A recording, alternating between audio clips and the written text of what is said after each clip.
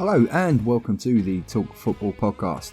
This is episode 2 of season 2, and for a start I want to make my apologies for not putting out an episode sooner. With being on holiday and then being back to work, it's been a bit tight. I've been doing a bit of recording here and there, so hopefully we're going to get some new episodes out to you a bit quicker. Thank you to everyone that's obviously reached out on the social media pages and asking when the next episode is coming out. So I thought, bearing in mind that all you guys have been asking when we're coming back, and you've actually been dropping some good questions, I thought I'd do this special episode on listeners' questions. So I asked people to give me their questions about football, and we've had some good questions. Bearing in mind, Newcastle takeover has recently happened. We did have a couple of questions come in related to Newcastle. So I'm going to start off there with Newcastle. So my good friend Paul, who guested on a few of my episodes that you will remember, he's asked, when will Newcastle become competitive? Now, we also had a slight secondary question which involved Newcastle a bit from my friend Mark. And Mark asked, obviously, a few Chelsea players that had been linked with potential moves in January to Newcastle. So I'm going to kind of answer both questions at the same time. So for those of you that are not overly familiar with what's gone on at Newcastle, for the best part of 13, 14 years, they were owned by Mike Ashley, who consistently, did invest in the team. So the team got to always flirting with relegation, had a couple of relegations, obviously have managed to get back to the Premier League, but have always been the subject of possible takeovers. Mike Ashley obviously has had the club up for sale for a number of years, but was only willing to sell if someone met the figure of 300 plus million that he wanted. So I'm not going to go into the politics of the Saudi group that have bought Newcastle. That's for another episode. We can dig into that. So we're just going to concentrate on the playing aspect of what's going on there. Now, clearly, obviously, Newcastle are in a bit of trouble. They're in the bottom 3, albeit they're only a few points from getting out of it. I think, personally, in my own opinion, it'd be a massive mistake for Newcastle to go out and start spending ridiculous amounts of money on new players at this time. I don't think it's what they need. In my opinion, to get out of the trouble they're in, they need players that are going to hit the ground running. So we're going to take a little look at those sort of players. So first of all, let's take a look at forward areas. Goals have obviously been a bit of a problem for Newcastle. Callum Wilson's a very good striker, but obviously, even at Bournemouth, he had his issues with injuries. So forward areas is somewhere where they're probably going to need to spend.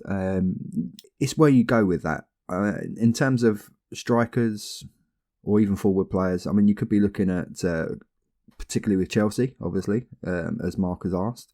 Callum Hudson-Odoi, I think would probably benefit of a loan. I think he needs more game time, and I don't really see that he's going to get that at Chelsea at the moment. He gets the odd sub appearance here and there. I think he needs some consistent football for a good year or so. I don't want to sell him. I don't want Chelsea to sell him. I think he would benefit from a loan. So, and I think he would provide ample ammunition. You think if him playing with another central striker alongside Saint Maximin, that could be quite an exciting prospect. If I was them, I'd be looking at Jesse Lingard. I think from an attacking midfield point of view, they need a bit of creativity in there. And I certainly think that would be a move I'd be looking at for them. And wouldn't be overly expensive. Clearly a good player. I mean, we saw the effect he had on West Ham. So that would be one I personally think Newcastle should be looking at.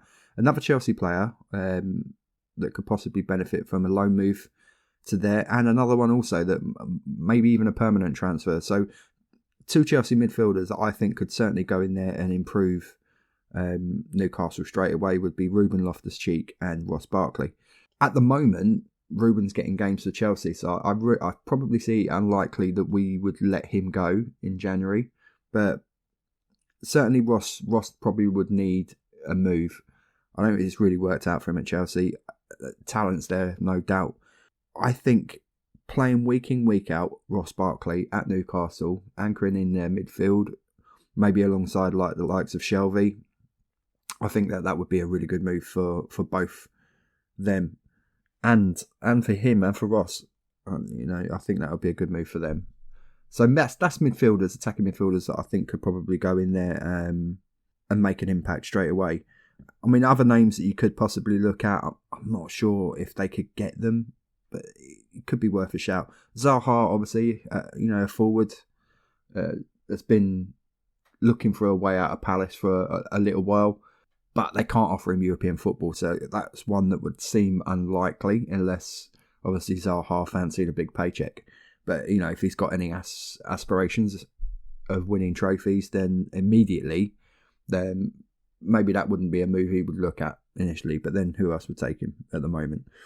Alex Oxlade-Chamberlain at Liverpool. He's not really getting much game time at Liverpool, and yet again could probably benefit from playing consistently. So that would certainly be one that could be looked at in terms of another loan move. I mean, it doesn't mean because they've got all this money they need to go out and start spending ridiculous amounts of money straight away. They need to stay in the Premier League. What you have to take into consideration as well was that whatever manager that came in or does come in, it does look likely Steve Bruce will probably go possibly after his 1,000th game. It's who they get, and then it's who that manager wants for players. So there's that to consider.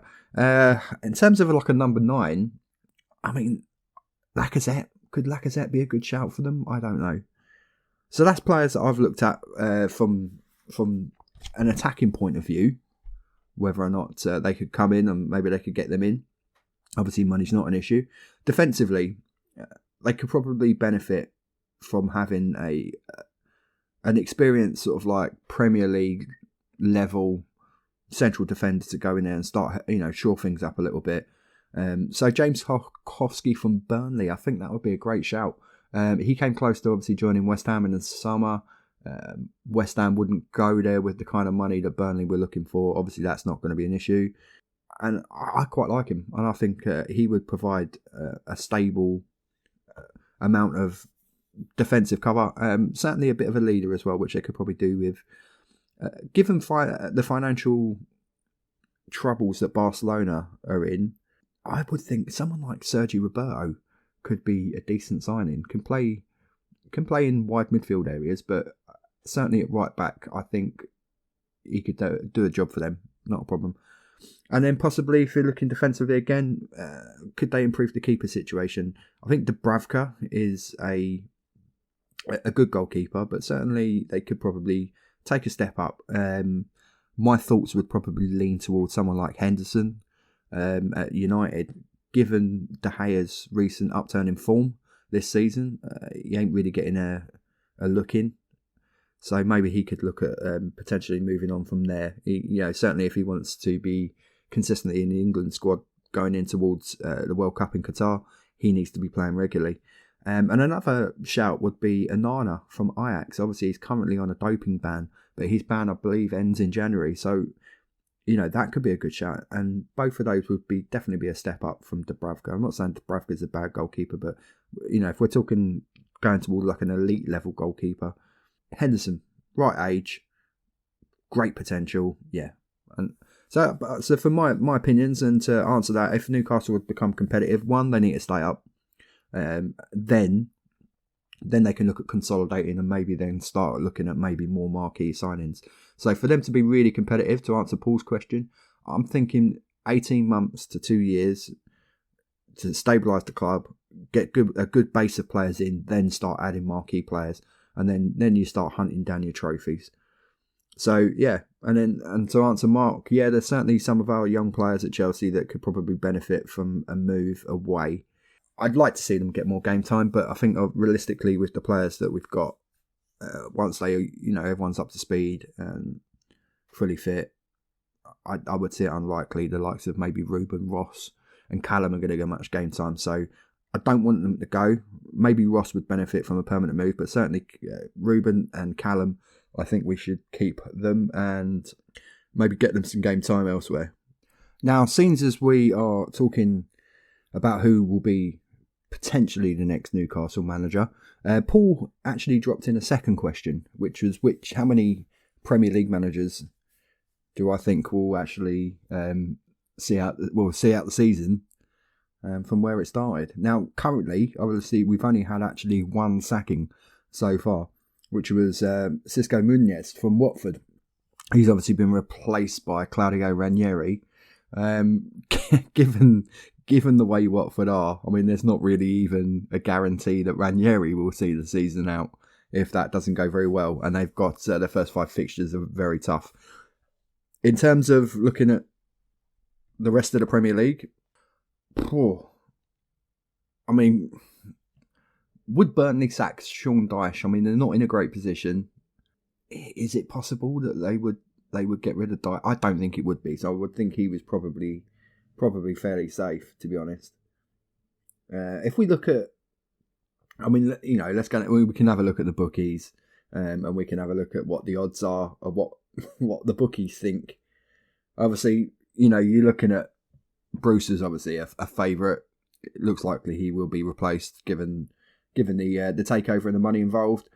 Now, I'm recording this on Sunday morning, and obviously Man United's result against Leicester yesterday, and more the manner of how they played. Now, I've defended Ollie quite a bit because, I don't know, maybe I like an underdog, but I think Ollie, if any other manager, if a Conte had gone in, this is just my opinion, of course. Now, if a Conte had gone in there, say, when they got rid of Mourinho, stabilised the club, got them in the top 4, you know, back in the Champions League. Obviously, last season had a decent season, you know, came relatively close-ish in the title. Good finish, got to a European Cup final. Would fans have, if this was like a Conte, not even like just saying a Conte, but a manager of that kind of level and experience, would the fans now be calling for his head? I'm not so sure. I think there's a little bit of snobbery when it comes towards Ollie, and I think, all right, yes, the playing squad is good. The investment's been, you know, they brought in the likes of Sancho and all that, but yeah, I think that result yesterday potentially is devastating, and it's always a bit of a worry when your board comes out and makes statements saying that you're safe. That old the vote of confidence thing. So obviously the bookies have Solskjaer as the next favourite to be gone. Ranieri, obviously no questions, is in there. For whatever reason, I don't get this at all. Even no, I'm dropping names, but Paddy Power and Betfair have got Brendan Rodgers at 9-1 to be sacked by Leicester. I find that entirely bizarre. I mean, this is a manager that's consistently been linked with bigger clubs. I don't honestly. I think Leicester would probably see themselves as relatively fortunate at this time to have Rodgers as their manager, especially with some of the big sharks circling. So I don't get that. I think he's relatively safe. Now, obviously, if we look at Paul's own club, Nuno, you know, Spurs are kind of struggling, 8th to 6th, not even looking like potentially progressing towards even getting anywhere near a sniff of top 4, which I don't really think they're in with a shout with anyway, with you know the way the team is and the way they're currently playing. But yeah, could they sack Nuno? I'm not sure. I don't think they would. Maybe I think they'd let him see where he is this season. If I'm alright, and Paul, I have to check with Paul on this. I'm sure he only had a 2-year contract anyway. So even if Daniel did want to pull the plug on him, should he maybe, you know, say for instance, if PSG's form continues the way it is, albeit they beat Angers the other night, it wasn't convincing, and obviously they went a goal behind. They're not playing great, which, bearing in mind the players that they've got there, is ridiculous. That possibly could cost Pochettino his job. So should Pochettino become available, and I think clearly Levy would have wanted Pochettino back before he got, you know, Nuno. Would he sack Nuno, given it wouldn't cost him a massive amount of money? Would he sack Nuno to get Poch back? Who knows? Daniel Farke at Norwich without a win. They did pick up a point, but I don't know. Now, obviously, he had him in the Premier League before, got relegated. They stuck with him.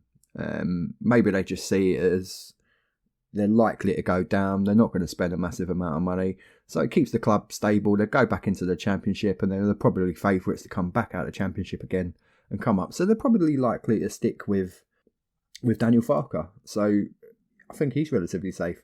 Arteta at Arsenal seems to have the backing of the board, even when they've been through some iffy spells. There's never really been a clamour or even a sign that the board might even pull the trigger. So relatively safe there. Bielsa's an interesting one. Now, there's a couple of managers, obviously, Newcastle could be looking at, one obviously Conte because he's available. Now, I think for Newcastle, Bielsa could be a decent shout. People might think I'm mad on that, but the style of play, attacking, pressing football, would certainly play well to the Newcastle fan base. So that's one who could potentially maybe not finish up his time at Leeds this season. I'm not sure if I think he's only on a 1-year rolling agreement anyway. So yet again, it wouldn't cost the earth. Not that would matter to Newcastle, but for any other team that may well look at Bielsa. And maybe he feels maybe even he's taken Leeds as far as he can go.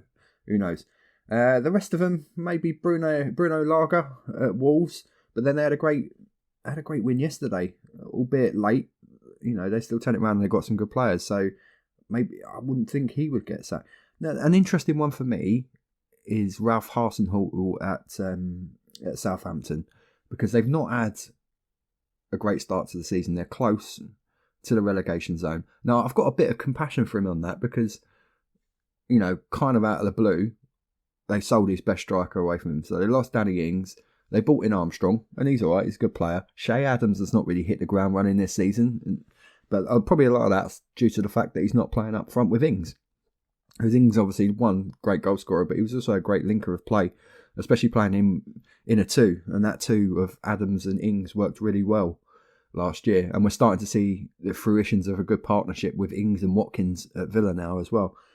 So I think that's a big miss. And potentially, despite the fact that the odds are not great on Hasenhüttl getting the chop, if they remain near the bottom three or even slip into the bottom three, if Newcastle have a bit of a bounce, they could pull the trigger on that.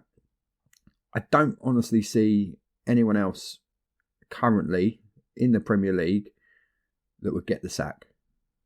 Certainly not of your top four contenders. Despite their little bit of an in and out in indifferent form, I think Dean Smith's fairly safe at Aston Villa. I think we can safely say that. Benitez at Everton as well, though, they've had a decent start. Benitez is a solid manager. He isn't going anywhere. Unless, of course, maybe Newcastle want to try and tempt him back, but I doubt that.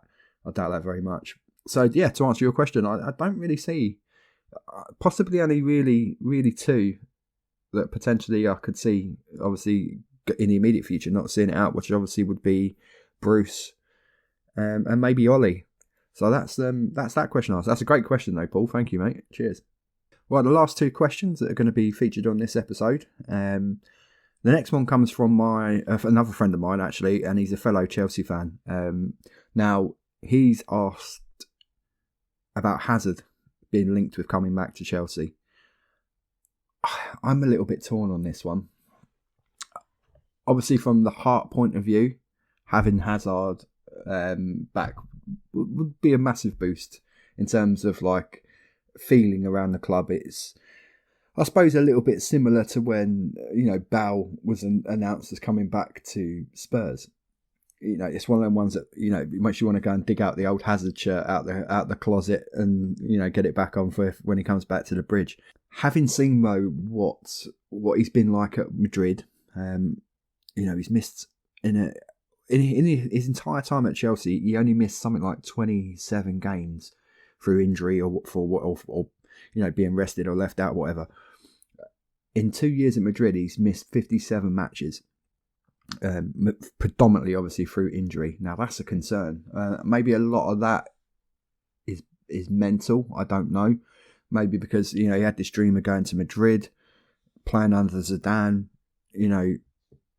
being this Galactico, and it's not really worked out. Massive shoes to fill, effectively replacing Ronaldo, and it's not really worked out for him. I know lots of Chelsea fans would immediately say, "Yeah, let's we'll have him back," but we've got a lot of attacking players in those areas, and you maybe would look at that. Maybe a Pulisic, Ziyech, even. I've already spoken about Callum. 2 or 3 players would probably have to move on. Not in terms of financially, but just in terms of like having players around the club not getting playing time, particularly if they've come in for a relatively, hefty amount of money.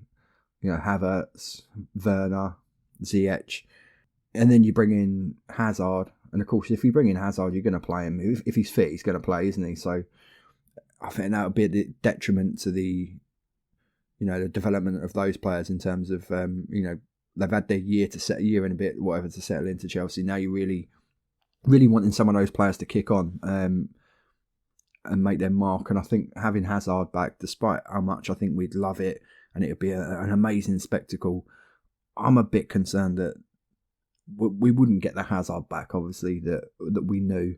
I mean, he left banging his prime. I mean, what an unbelievable player he was for us. Some incredible moments. And a player that's capable of those moments completely out of the blue. Has he got the legs to do that again in the Premier League? Obviously, we've got young legs that would be around him with the likes of, Werner, Havertz, Mount. So, potentially, if he was fully fit, yeah, maybe. But I'm not so sure that we really need him. I think we already have players there that are in those positions and capable of doing that. So it's a great question. In my opinion, I wouldn't want to taint the memories that I have of Hazard and some of the goals he scored. The goal against Spurs, to give Leicester the title. The goal against Arsenal where he's like shrugged off and put a player on the floor and beat two other players and popped it past the goalkeeper. I wouldn't want to tarnish those memories of bringing him back and him not being anywhere close to the player that we all remember him for. It's a dangerous game to play. It didn't work out for Spurs with Bale, really. Although we did score quite a few goals, he never really, had that amazing impact that people thought he might have when he came back. And I don't want that for Hazard. He's a legend at Chelsea, so I think maybe we'll keep him that way. And the last question in this episode goes to Beau Dain, who is a follower on our TikTok channel and obviously a listener on the podcast itself. And his question was, Jorginho has obviously been linked with winning the Ballon d'Or. He's on the 30-man shortlist. And his question is, does he deserve to win it? So, for a start, let's look at what he's achieved in this last year. Obviously, Champions League winner at Chelsea. He played 12 of the 13 games, only missing the return leg against Atletico through suspension. Only Mendy played more minutes than Jorginho in that run. An incredible run that the guy's so consistent. He's been, when he first came to Chelsea, obviously under Sarri, I don't think we ever really took to him. I think we all thought he was actually probably going to leave, but he stuck it out, and he's actually become the club's vice captain and a very important player for us, and the one that really makes us tick. I think we do miss him a lot when he doesn't play, and especially if we play a two and he's in there alongside Kante, them two together are unbelievable. And even when Kante hasn't been playing, he's been in there alongside Kovacic. Whoever he plays with, the other people just look like better players around him. And I think that says a lot about him. He's always there to receive the ball. He makes things tick. And of course, he won the Euros, obviously, with Italy. A similar consistency of appearances and minutes on the pitch as well. He didn't miss much. I think he only actually missed, obviously, a couple of late on substitute times where he was taken off. And he was obviously rested against Wales, but that was like a dead rubber group game. So I think it would be very, very difficult if you take, a 12-month period. It'd be very difficult to look at any other player that has had an impact on a team and done as well as Jorginho, a Champions League and a European Championship, playing an amazing amount of consistent minutes. And just a very, very good player overall. I like him. He won me over. I was a bit sceptical at first when he came in. It was a lot of money. You got to remember, City were in for him as well at the same time. But obviously, because we had Sarri, we had that link with him from Napoli. So, we was able to sign him. I think when he obviously first turned up at Chelsea, and because we had Kante and that there as well, and it kind of, they pushed Kante into a more sort of on the right side of the midfield, and everyone's like, well, no, Kante's the one who should be playing in the middle. I think it took a bit of time for us to take to him, But then he obviously has become one of the most key players at the club. And obviously being linked with big moves elsewhere. I obviously, he's a good age. I hope we keep him. And particularly in that position, he can go on for a number of years yet. So, yeah, I love him. I love him a bit. And just as a little side note, I don't know, many people may not realise this or know, that he was actually Chelsea's top goal scorer last season as well. To add to everything else that he did at the club, he was our top goal scorer with 7 penalties last year, which I thought was quite amusing. But hence why they went out and spent £97 million on a striker in Lukaku, because you've got a defensive midfielder as your top goal scorer. Despite the fact that you're winning the Champions League, if you're going to compete, you need more goals. But yeah, Jorginho, I think if he does win it, I think he deserves it. And I honestly don't think, if you look at like the Messi, not had a great year at Barcelona. Barcelona haven't really achieved much in that 12-month period. And then, of course, Ronaldo, Juventus had a bit of an in and out year. So, yeah, who else but Jorginho? I mean, you could talk about other players from the Italian team. Donnarumma had a great Euros. Bonucci, Chiellini. But if you take it as an overall, if you look at the club, their club situations and, the international situation, it's very difficult to look past Jorginho, and I think he'd be well deserving. And I think it's about time players like that win this Ballon d'Or. Or too often it goes to the people that score all the goals and get the glory, but more often than not, I mean, I think it's only Luka Modric has been the only one in the Messi Ronaldo era to break that cycle of them two winning the Ballon d'Or. So yeah, Jorginho would get my vote, that's for sure. And that's all the questions that we are answering in this episode. I've actually quite enjoyed going through all these, because like when you sit down and you go through them and you write up and you have a little look at what a lot of these players have done, what could potentially happen with Newcastle, the amount of players that they've been linked with. I think obviously teams that struggle as well always look to try and maybe sack a manager before Christmas. So obviously Paul's question was great on that. So we're going to do a few more of these episodes. So anyone that's listening to this, if you want to drop a question in, obviously we've got the socials, which is TikTok, which is talk.football.hd, and that's on TikTok. And we have the Talk Football page on Facebook, and we also have the Talk Football Instagram as well. And we're on Twitter as well, so don't forget that. And you can email me on the show at alan9hodge, all lowercase, alan9hodge@gmail.com. So thanks for joining me on this episode. Your host, Hodgie. And I look forward to bringing you a few more episodes across this month, looking at various topics. And certainly we're going to be looking at a transfer special and looking at players that are going to be linked with moves to Premier League clubs in particular in the January transfer window. So stay tuned for that, and we shall see you soon on the Talk Football podcast.